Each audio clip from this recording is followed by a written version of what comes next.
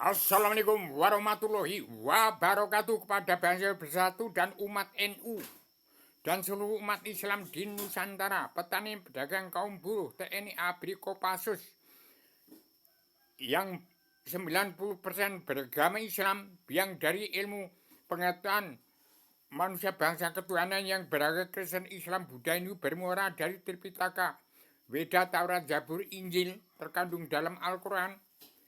Dari Indonesia saya umumkan, saya ada Rubio, petualang dunia, pejuang tunggal tanpa bolo yang tetap mengawasi, melihat, meneliti, menghitung, memantau, memandu jalannya pemerintahan seluruh kepala negara bangsa-bangsa di seluruh dunia. Kalau kalian dan Prabowo Subianto masih terkurung, terperangkap ke dunia dalam mulut politik, masih ikut kapitalis Amerika, hati-hati umat Islam, bicara benar. Nggak boleh jujur, nggak boleh. Kalau salah ditumpas habis.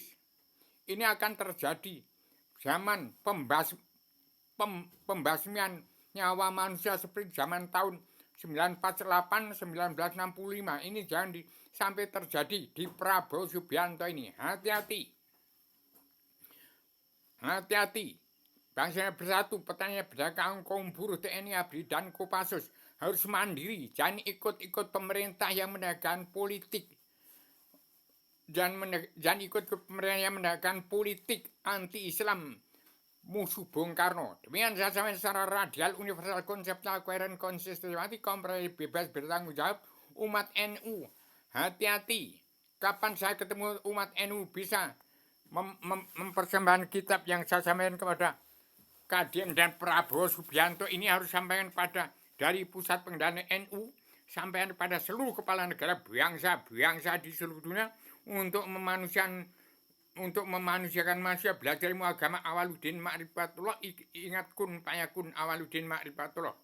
Inilah yang sampaikan kepada Kadien Prabowo Subianto. Kalau tidak sampai pada seluruh kepala negara bangsa-bangsa di seluruh dunia, sampai pada setiap umat manusia, jiwa manusia di muka bumi, berarti Kadien dan Pak Prabowo masih tidak menjalankan dua kitab ini. Hati-hati umat Islam di Indonesia.